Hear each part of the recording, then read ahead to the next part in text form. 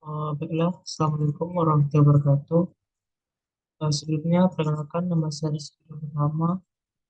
Pada hari ini kita akan membahas jadi mengenai langkah-langkah dalam membuat model sistem. Nah, adapun materi yang pertama akan kita bahas pada pertemuan kali ini, yaitu tentang langkah-langkah dalam membuat model sistem arus. Nah, model sistem arus adalah sebuah representasi matematis dari suatu sistem yang memfokuskan pada bagaimana energi dan materi bergerak melalui sistem. Nah, model ini memperhitungkan aliran materi dan energi melalui sistem dan memperkirakan bagaimana aliran tersebut mempengaruhi fungsi sistem. Adapun langkah-langkah dalam membuat model sistem arus yang pertama, identifikasi sistem. Maksudnya adalah identifikasi sistem yang akan dibangun. Modelnya misalnya sistem transportasi, aliran air, air dan energi. Nah, yang kedua, tentukanlah variabel-variabel yang relevan. Identifikasi variabel yang relevan untuk sistem tersebut, misalnya debit air, tekanan, dan lain sebagainya.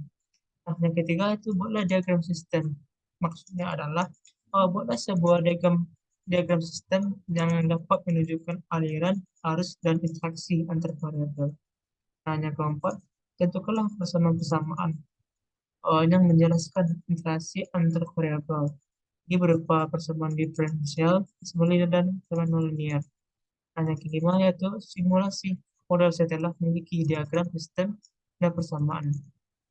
Contohnya, sistem transportasi. Misalnya, sistem transportasi dapat memprediksi aliran lalu lintas jalan raya dan lain sebagainya. Yang kedua ada contohnya sistem aliran air. Nah, yang mana model aliran ini dapat memprediksi air pada suatu bendungan atau saluran air. Nah, serta interaksi atau variabel seperti tekanan, suhu, dan kandungan mineralnya. Nah, selanjutnya yaitu langkah-langkah dalam membuat model sistem statik. Nah, model sistem statik adalah representasi matematis dari suatu sistem yang memprediksi perilaku sistem pada suatu saat tertentu. Nah, model ini mengabaikan beberapa waktu dan memfokuskan pada hubungan antar variabel pada saat yang sama.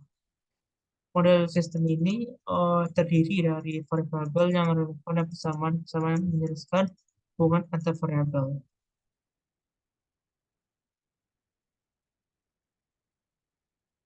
Adapun langkah-langkahnya yang pertama, identifikasilah sistem. Maksudnya adalah identifikasilah yang akan dibangun modelnya, misal sistem mekanik, sistem elektrik. Yang kedua, tentukanlah variabel yang relevan. Yang ketiga, buat diagram sistem. Yang keempat, tentukanlah persamaan-persamaan. Maksudnya adalah tentukanlah persamaan-persamaan yang menjelaskan hubungan antar variabel ini berupa persamaan linear, non-linear, dan persamaan lainnya.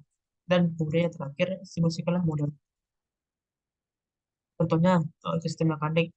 Model sistem mekanik dapat memprediksi perilaku benda yang bergerak seperti perilaku benda jatuh, bebas, dan atau benda yang melingkar.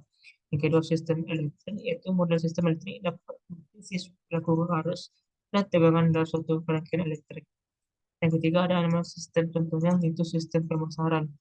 Nah, model sistem ini dapat memprediksi interaksi antar variabel seperti tingkat kebutuhan, harga, produk, dan tingkat pemasaran. Nah, yang keempat itu sistem produksi. Pada sistem produksi dapat memprediksi interaksi antar variabel seperti tingkat produksi, harga bahan, baku, dan tingkat tenaga kerja. Nah, yang terakhir itu mengenai langkah-langkah membuat model sistem dinamik. Model sistem dinamik adalah representasi matematis dari suatu sistem yang memprediksi perilaku sistem dalam waktu.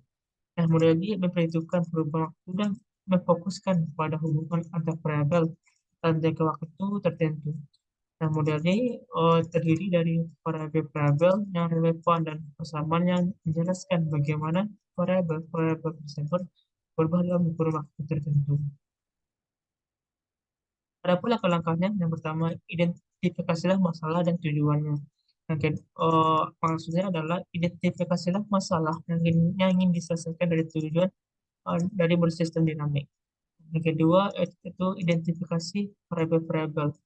Tentukanlah variabel-variabel yang relevan untuk sistem yang akan dibuat. Yang ketiga, tentukan antar variabel. Yang keempat, tentukanlah kesamaan-persamaannya. Dan kemudian yang terakhir yaitu verifikasi dan validasi model. Tentunya saja model ekonomi makro. Model ekonomi makro memprediksi bagaimana variabel-variabel seperti produk domestik bruto atau PDB, inflasi, dan tingkat suku bunga rendah. Yang kedua, model sistem produksi, yaitu model sistem yang dapat memprediksi bagaimana produksi dan stok bahan baku berubah dalam kurun waktu. Dan yang ketiga, contohnya model sistem pemasaran, yaitu model sistem pemasaran memprediksi bagaimana permintaan dan penawaran produk berubah dalam kurun waktu tertentu. Nah, baiklah, mungkin itu saja yang dapat saya jelaskan pada pertemuan kali ini. Terkurang saya bisa mohon maaf. Saya akhiri dengan Assalamualaikum warahmatullahi wabarakatuh.